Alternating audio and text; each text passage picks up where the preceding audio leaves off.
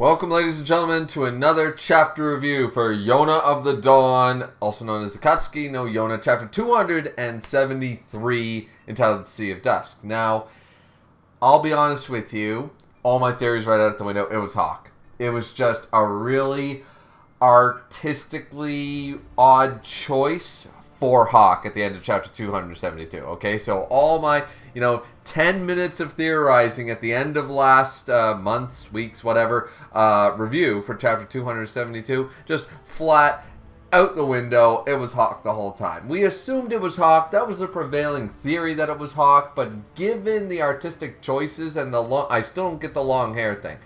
Hawk does not have hair that long in that panel. I'm just saying. He does not. My hair is longer than Hawk's, and that dude had hair longer than mine. I'm just saying. So, anyways, it was Hawk, or we assume it to be Hawk at the very least, because I sort of played around with the idea of going, oh, wait a minute.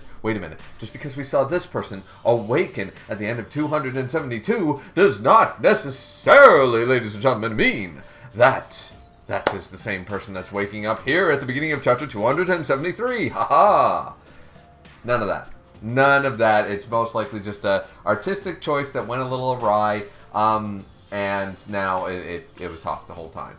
That being said, this chapter is realistically, I can sum it up pretty quickly. I'm not saying I dislike the chapter, but there's not really a whole lot of new information to go over.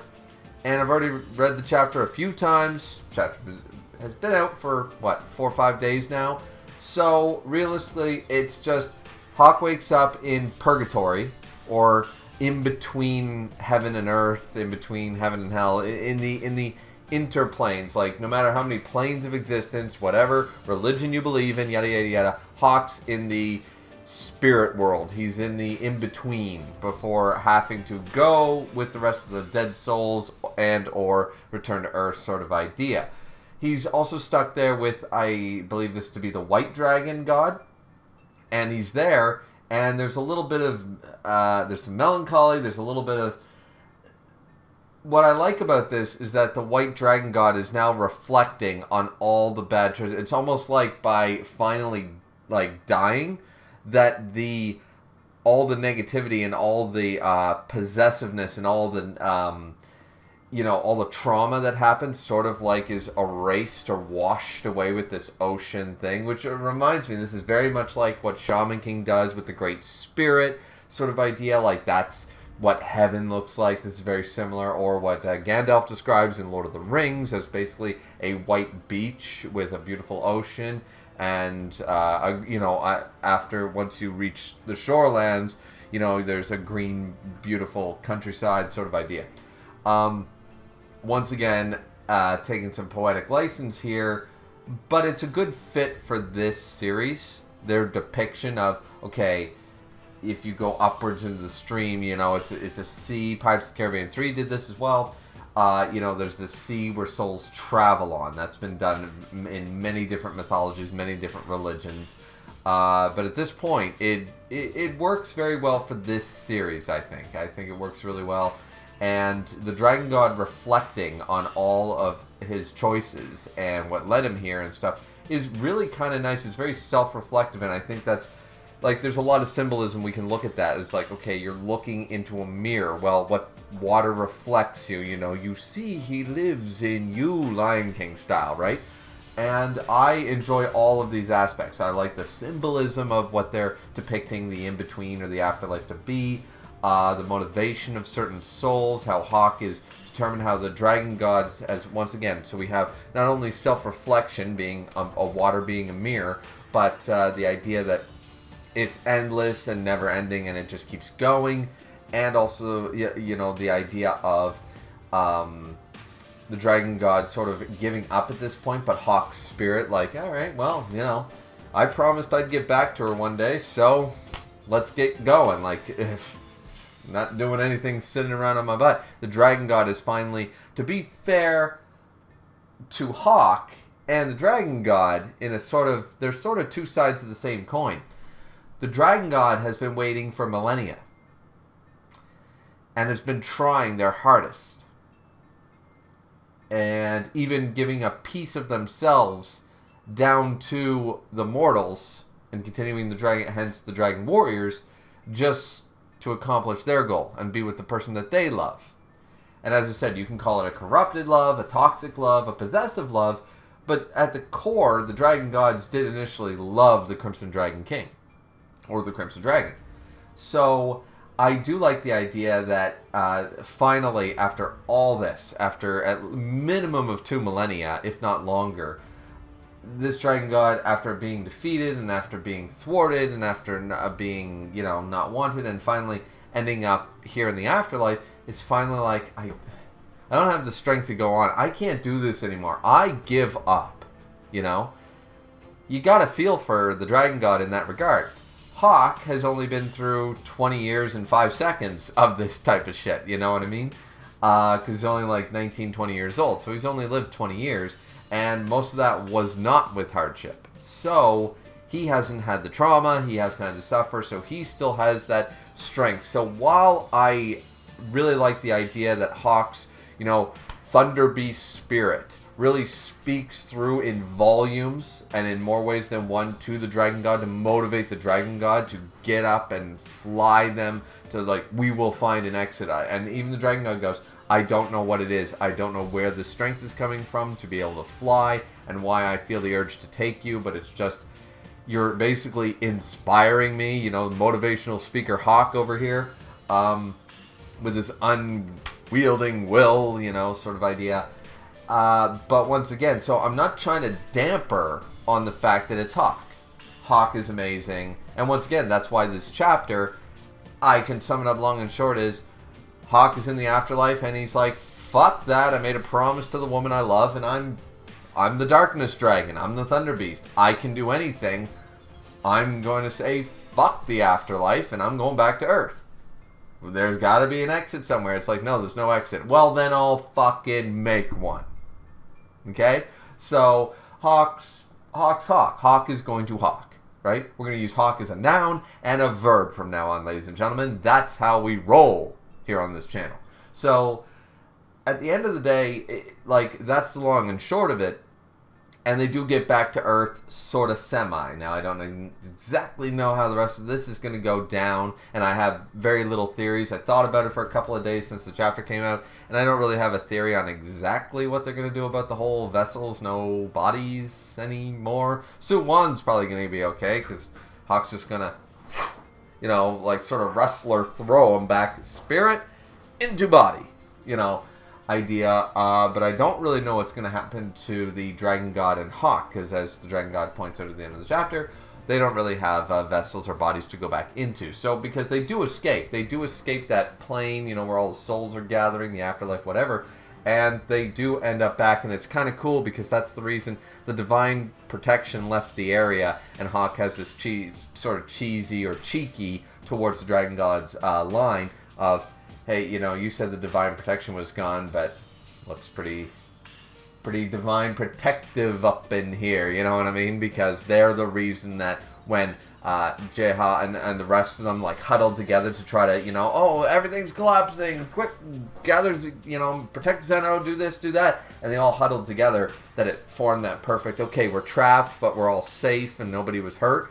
That was Hawk and the dragon god and stuff actually manifesting and seemingly catching the rubble, as it were, and making more of a barrier or a tent around them. So that is a really nice shot, and it actually explains away a little bit of the Deus Ex Machina. Our main characters can't just die in the rubble, you know what I mean? So, oh no, the building's falling, well, where's Spider-Man to save the day, sort of idea, right? It always happens. I actually kind of like that there's an explanation as to why, and it's not just their main characters, so they have plot armor. I like the idea that, no, the spirits showed up and the divine protection, which was already established, so it's not a Deus Ex Machina or anything like that, or plot convenience. Divine protection was already established. The dragon gods are the ones who implement the divine protection, and they were the ones to actually, use the last of it, so to speak. I like that. I do enjoy that aspect of it all. But yeah, so Hawk, as I said, it's just like, okay, we're in the afterlife. well, bet, I don't want to be here, so I'm going to leave, And the Dragon God's like, well, we can't leave. And Hawk's like, well, fuck it, we're still going to leave. And then they find soo-won's body or spirit, and Hawk's like, absolutely not, this guy can't die yet, so I'm taking him with me. And Dragon God's like, what on God's green earth, ironically God, what on God's green earth are you fucking doing, And Hawk's just like, I bet, like, you're coming with me, this guy ain't dying, and I got a promise to keep. I got a princess to wed over here. I'm late, so Hawk just the pillar and the epitome of, I guess, optimism? Yeah, loyalty, whatever you want to call it. So I definitely enjoy these aspects of the chapter, but that is the long and short of it and stuff. There was a few other points I thought about making, but they've all escaped me at this point. So, yeah, this chapter was pretty good, and as I said, like, Hawk, they're reflecting on things mostly and just talking about, like, the differences of how they came to be, and plus, the Dragon Gods have finally recognized, he's like, I guess we weren't, we gave ourselves the name gods because they're higher beings. It's one of those stories. And what did I say? I've brought this up in multiple reviews. Are the Dragon Gods actually creator gods? Are they the gods of the earth? Or are they just very powerful beings on another plane of existence, which seems to be the case because they could live and they could die. And it's admitted here in this chapter that I guess, we were sort of prideful giving ourselves the name of dragon gods, where we're obviously not. We don't control life and death, even our own. We don't control, everything, the afterlife sort of idea. So I like that aspect, that once again, these were just very powerful individuals, not aliens. I hate when they add aliens into fantasy. Looking at Naruto and JJK right now.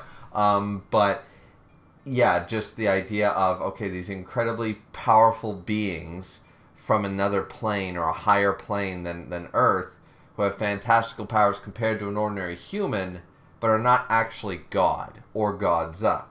So, yeah, I like that. Once again, the reflective nature and the symbolism of them being on the water and such, not lost on me there. Not lost on anybody, I don't think. And, yeah, I'm looking very much forward to 274, however, because 274 should give us some more answers as to, like, okay, as Dragon God says to Hawk, how, we don't have a vessel to return to, bud. So, great, we made it to Earth in spirit form. We can't interact. Well, they can sort of interact. The rules are a little flaky on that one. Once again, soft magic system versus hard magic system.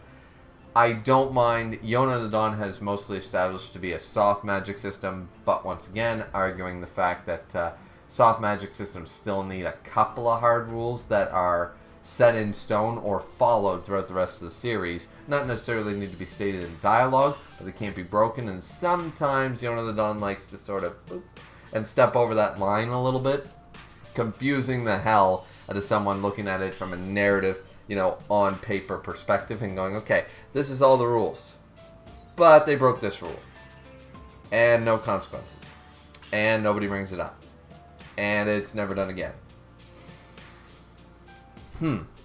So outside of those type of things, I mean, everything else was really, has been mostly a soft magic system and has been very well written. All the establishments were really good.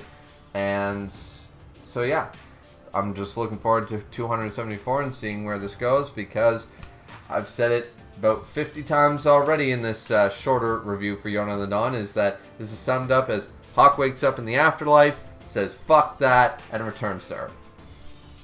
That's the chapter in a very Hawk fashion, right? So, yeah. Are you guys? Did you guys like the chapter? Are you? Or are there aspects that I'm missing that you did not like about the chapter? Are there aspects that are very, like, some really in-your-face symbolism that I should be talking about or bringing up that I'm just not? I think I covered most of my bases, but obviously there's so many different interpretations you could make from the different paneling and the different remarks and the dialogue and such between the Dragon God and Hawk, especially, reflecting on afterlife, life and death, promises, loyalty, all the stuff that they were talking about. So, If I missed something, feel free to bring it up in the comments down below. But let's just look forward to chapter 274. And that's it for me, guys. Don't forget to like, comment, and subscribe as always. And we'll see you all back here for the next chapter of Yona of the Dawn. Looking forward to it. Hope you all are too. And have a good one. Sayonara.